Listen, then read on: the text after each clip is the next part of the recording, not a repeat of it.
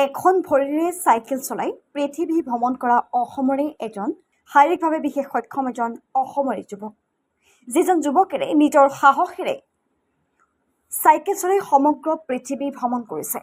যুৱকজন হৈছে কলিয়াবৰৰ ৰাকেশ বণিক। এখন কৃত্ৰিম ভৰি লগাই প্ৰায় ৮,০০০ কিলোমিটাৰ ভ্ৰমণ কৰিছে শাৰীৰিকভাৱে বিশেষ সক্ষম ৰাকেশ বণিকে। আহকচোন আজি আমি জানো এই ৰাকেশ বণিকৰ যাত্ৰাৰ বিষয়ে।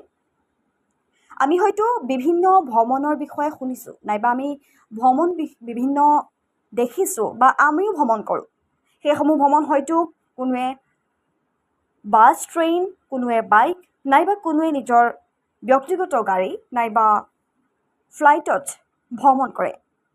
কিন্তু এনে এক ভ্ৰমণ, যি ভ্ৰমণ অতিকৈ ব্যতিক্ৰমী। এজন শাৰীৰিকভাৱে বিশেষ সক্ষম যুৱক, যিয়ে এটা কৃত্ৰিম ভৰিৰে চাইকেল চলাই হাজাৰ হাজাৰ কিলোমিটাৰ পৃথিৱী ভ্ৰমণ কৰি আছে। এনেকুৱা কথা হয়তো আমি খুবেই কম শুনিছোঁ নাইবা দেখিছোঁ। শাৰীৰিকভাৱে বিশেষ সক্ষম যুৱক ৰাকেশ বণিকে এটা কৃত্ৰিম ভৰিৰে নিজৰ অদম্য সাহসেৰে পৃথিৱী ভ্ৰমণ কৰিছে। যুৱকজনে ২০১২ চনতে এটা দুৰ্ঘটনাত পতিত হৈ নিজৰ এখন ভৰি হেৰুৱাইছিল। কিন্তু ৰাকেশে এই দুৰ্বলতাজনী সাহসেৰে এখন কৃত্ৰিম ভৰি লগাই ভাৰতৰ বিভিন্ন প্ৰান্তলৈ চাইকেলেৰে যাত্ৰা আৰম্ভ কৰে। এপ্ৰিলৰ ২১ তাৰিখে ৰাছিয়াৰ পৰা চাইকেল যাত্ৰা কৰি প্ৰায় ৮,০০০ কিলোমিটাৰ ভ্ৰমণ কৰি ৰাকেশ অসমত আহি উপস্থিত হয়।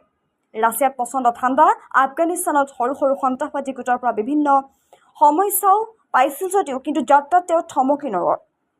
মাজতে ভাৰতীয় দূতাবাসে তেওঁৰ জীৱন সংশয়ৰ কথা চিন্তা কৰি কাবুলৰ পৰা নেপাললৈ বিমানেৰে প্ৰেৰণ কৰে।